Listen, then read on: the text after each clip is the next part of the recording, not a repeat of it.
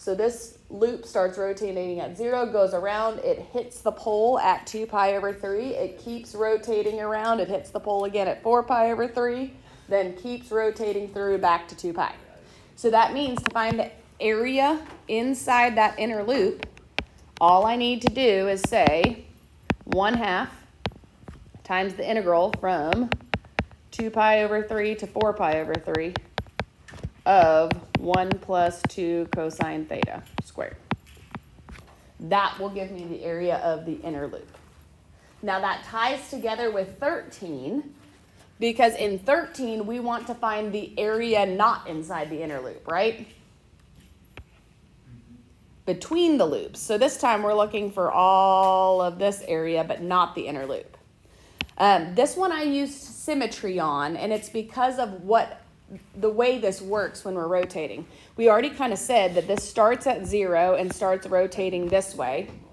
So I technically could, on this one, say, well, I'd find this top half area if I rotated the whole way around to 2 pi over 3. It would give me all of that. Then I could pick up at 4 pi over 3 and keep rotating out to 2 pi and do it as 2 integrals. But why do it as 2 integrals if I could do it as 1 and double it? So I instead went ahead and said, okay, the area of that top half is going to be 1/2 integral from 0 to 2 pi over 3. So just until that inner loop starts. And then if that's the area of the top half, don't I just have to double it to get the bottom half? So we just multiply by 2. All right, on this one, I would say, okay, if we want to know inside the 3 cosine theta and outside 2 minus cosine theta. So you're kind of seeing in some of these that the graphing of this is not necessarily like you're going to have to graph these all by hand, but some of it is just knowing which one's which. So I know the 3 cosine theta is the red circle. So then outside the limacon would be that area is what I'm looking for. So the first thing that we did on all of these is find out where they intersect. So we do that by setting them equal to each other. 3 cosine theta is equal to 2 minus cosine theta. So this is going to give me 4 cosine theta equals 2. So we're looking for where cosine theta equals 1/2. That happens 2 places. Once at pi over 3 and once at 5 pi over 3. So, and that should make sense rotation-wise. The angle of pi over 3 and 5 pi over 3 is really what we're looking at there, okay? So if we would like just the area inside that but outside the other one, what do we have to do?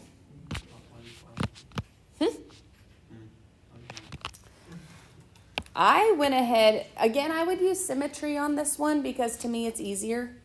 I would go ahead and say, well, what if I just went from 0 and rotated around to pi over 3? Okay, if I integrated, which one would we have to integrate first? The circle or the limacon? I want to do the circle first. So I want to find the circle from 0 to pi over 3 of the circle squared. And then what are we going to do with the limacon? Subtract it, right? So if I subtract that, that's going to give me 0 to pi over 3 of the limacon squared d theta. That's going to give me the top half, right? So what do I do with it to get the whole thing? Multiply it by 2. Okay? Yes? So we should use in 15, we would like the common interior. So what we really want to get is this right here, yes? Okay. So on this one, is it better to start with integrating the red circle or is it better to start integrating the blue circle? Yeah, the blue is more of what this contains, right? So I'm going to erase this for a minute and just shade what it would look like if I did the blue circle between the 2 intersection points. And I would start with that first too. I really do need to know where they intersect in order to figure this out. So first, let's find out where these two intersect. This is by setting them equal to each other. So I'm looking for where sine of theta is equal to 1/2. That happens at pi over 6 and 5 pi over 6. Yes? And that makes sense for exactly where we're at in the picture. So if I draw that out, if I integrated the blue circle, that would be this area in here, yes? We all okay with that? So that's going to give me a good chunk of what we're looking for. It's just not going to give me everything we're looking for. So I'm going to start off with that. And I'm going to say, okay, my area is initially going to start off with 1/2 the integral from pi over 6 to 5 pi over 6 of just that r squared. We okay with that? What really am I missing for the common interior? Yeah, these pieces. Okay. Now, again, symmetry comes into play because if I can find one of them, I can just double it, right? So I'd rather think about the one that is a little bit easier for me to find. So that sliver right there is all inside the red circle there, yes? And the red circle would start rotating at the pole. Are we okay with that? Because if I plug in 0, what's the sign at 0? 0. So when I start tracing out the red circle, it starts at 0 and it starts rotating around. And one thing we talked about last class was that the circles that are like for sine theta, for cosine theta, they rotate out or they trace out twice in 0 to 2 pi. So this one is going to start rotating at 0 and it's going to get back to 0 by pi, which actually makes sense because we know right here it's going through pi over 6, and we also know if we kept going around right here, it's going through what? What did we say that intersection point was? 5 pi over 6. So it gets back to pi pretty quick, and then it does a second time. So this little sliver that is part of the red circle, I could find it if I started integrating that red circle at 0 and rotated it out to that line of intersection, which was pi over 6. So instead of finding both pieces and doing a bunch of integration, I'm going to instead say, let's add to this the area of that circle from 0 to pi over 6. That circle was 4 sine theta squared. And normally we put a 1/2 out front, but I need 2 of those sections, right? So we will just put a 2. Okay? And if we add those pieces together, this is what's going to give us that total area. Okay, so again, common interior means that I would be finding that area, yes? That is more inside which one? The blue one or the red one? Red. The blue one? It's more contained by the boundaries of the blue. Yes? Yeah, we need to get a team. Well, we'll see. Actually blue. Yeah, it's more inside the blue. First, we want to find where they intersect, so let's do that. This one's going to be some serious symmetry. Anytime they're centered over the x-axis like that, I do not like to do those negative rotations backwards and then forwards. It's either that or you do them in 2 pieces, and I'm just not interested in that. I'd rather find the area of half of it and double it before I would ever do a negative rotation. It just doesn't seem to make sense to me. But first, to find where they're equal, I'm going to say 3 cosine theta equals 1 plus cosine theta. So I've got 2 cosine theta equals 1. Cosine theta equals 1/2. That's going to happen at pi over 3 and 5 pi over 3. So I know that line right there is pi over 3. This line right here, whoops, is 5 pi over 3. There we go. Here's my 5 pi over 3. Now, so if I rotate, I'm going to go ahead and say if I integrate this limacon, I could do it from negative pi over 3 up to pi over 3 to get the whole thing. That would give me all the area inside that wedge. Yes? I personally will always start at, when they're centered, on the x-axis this way, I'm going to always start at 0. And I'll do that area first. So I will say to myself, that area is 1/2 the integral from 0 to pi over 3 of 1 plus cosine theta all squared d theta, right? And so really, that's going to give me most of a half. I'm just missing what? That little sliver.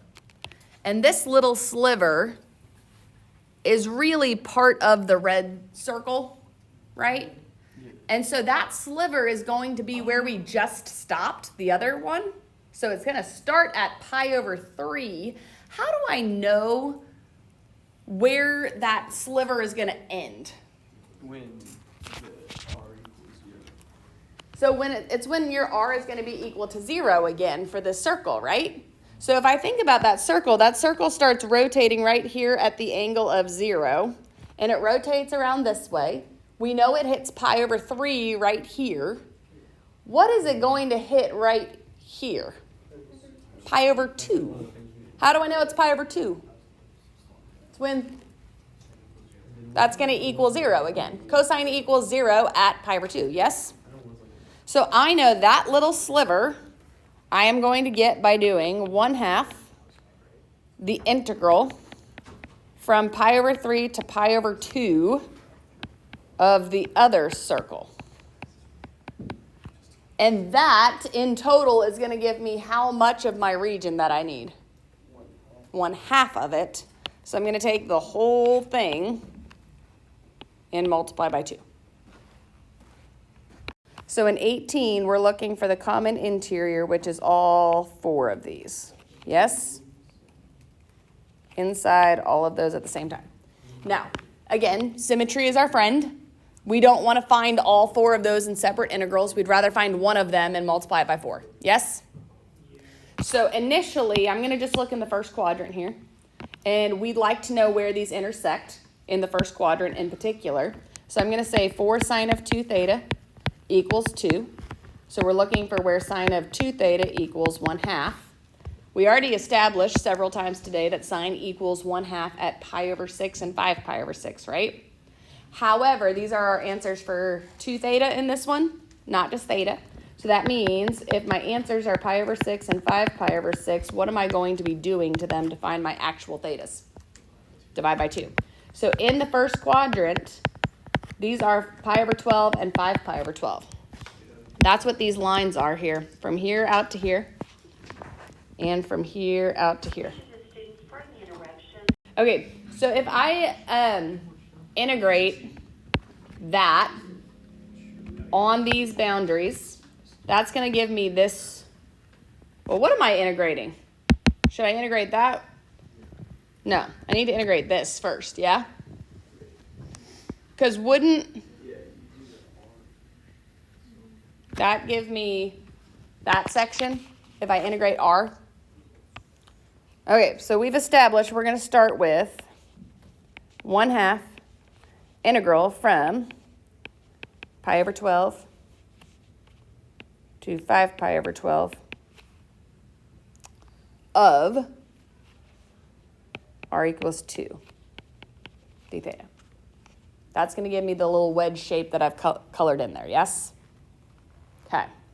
Now, if I want to get the rest of the common interior, just like the other ones we looked at, all I'm missing are these little slivers here, yeah? And there's 2 of them, but if I could find one of them in double, I'd be good, yeah? So how am I going to find, let's say this piece here? That's that rose curve from 0 to pi over 12, right? So I'm going to say the rose curve from 0 to pi over 12 would be this integration. Our formula has a 1/2 out front, but I'd like to double that to get both of them. Yes? And that gives me just the area in the first quadrant. So at the end, what do? Multiply by 4. Yes?